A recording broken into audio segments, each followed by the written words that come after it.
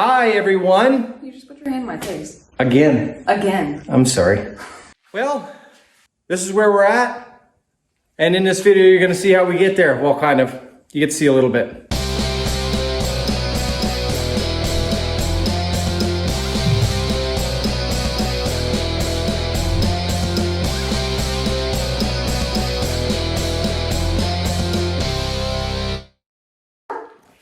Ladies and gentlemen, it's Billy Mack, and welcome back to my channel.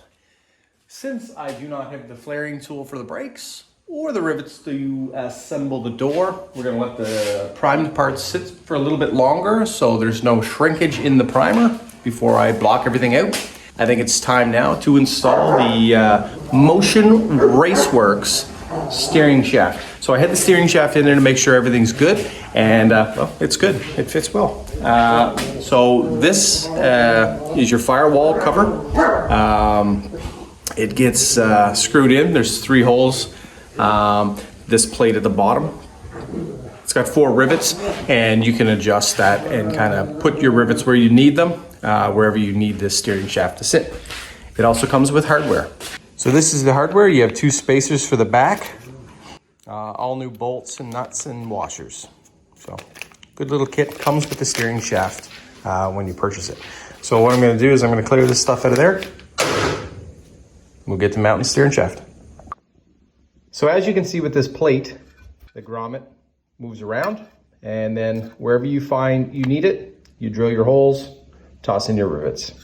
So I'm gonna go get this set in place. If you have your factory screws, you can use them. If not, just gonna throw on some self-tappers. They'll work. All right, so the plate is in. That top mount is off. The new hardware is in. Steering knuckle down here is cleaned. Now all I have to do is, I had this tacked on here to move it around. So what I'm going to do now is I am going to cut that tack, clean this knuckle up, and yeah, we'll go from there. But I think it's time for us to head to town to go meet with my mother. I guess we're all going out for breakfast again. So I'll be back. Ta-da! You guys hadn't come with us at all today. We had to drive about 3 hours to find rivets. And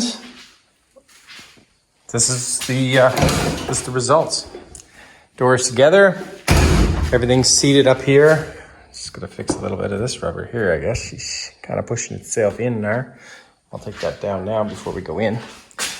But front brakes are done. Steering wheel is mounted. And yeah, so that's where we're at. So you're gonna see us back in here tomorrow. Say goodnight. We are back the next day, as you can see, working on the car as well.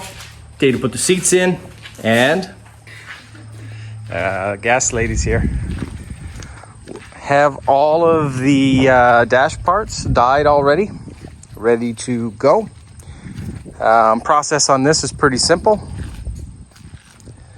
Hot water and soap, Scotch-Brite, sand it down, wax and grease remover. Make sure that there's absolutely zero Armor All or any of that garbage on there, and it should stick for at least 4 or 5 hours. Right? Yep. Right. Front brakes were finished last night, like I said. Just picking up some hardware now to mount the seats to the brackets. Then we'll pull out the trim pieces, get them scuffed and primed. And I'm not rushing to block any of these. Reason being, I found a dent in the other fender. I thought there was one on this too, but it's a little bit of overspray. And yeah, that's, I guess we'll get the back brakes in. I was just cleaning up all the hardware, the banjo bolt and everything. And now we gotta go get some hardware. Let's go. Let's go, let's go, let's go. Let's go. Let's go, let's go, let's go. Well, by the way, anybody that buys a Samsung phone, these Ultra 22 things, yeah, don't. It's huge. Huge. It's like a tablet. It's like a tablet. Like a tablet, but not a tablet. So you have to hold it in your pants pocket. All right, we'll be back. So we're just trying to figure out now where we're gonna put the shifter. We wanna make it, because we'll be tied in pretty tight, we have to be able to bump it up and also reach from park to everything, but right there should be okay. Just gonna make sure it's not hitting. I have the proportional valve for the rear brakes on the other side. So you should be able to bump it. You gotta be able to bump it easy. Doesn't matter if it's straight or crooked or not. It's just a cable that comes out. Yeah, that would be fine. Yeah. So that's what we did today. Our nephew was over and he kind of took our attention away from the car for a little while. So as you can see, we're still left here. Tomorrow I will address that dent. Might get some more of this blocked, maybe not. Got the new valve covers over there. Got to prime them and finish bolting down the seats, I guess. We got to make these, cut these in half and put a circle in it there for the cage. And then all these trim pieces are going to be resprayed. What? The brake lights work? You want to turn? They good? They're upstairs. I can't see them down here. So, yeah. This seat's ready to go in. Actually, I'm going to get that in there now. You can see what both seats look like. The other seat seems like it's tilted down. No, it's not too bad. Comfy, eh? Yeah. Well, this one here, we want to be upright a little bit more than that one. That one there can be a little bit more relaxing. I don't know how comfortable it would, or else it would be driving too for anything. No. Beautiful. Beautiful. All right. Let's throw that door on real quick and we'll call it a night.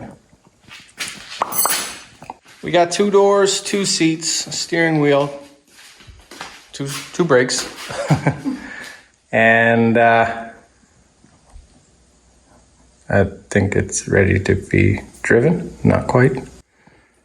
Almost. But not tonight. We are completed for tonight. Please like and subscribe and stay tuned for the next episode of this wacky house.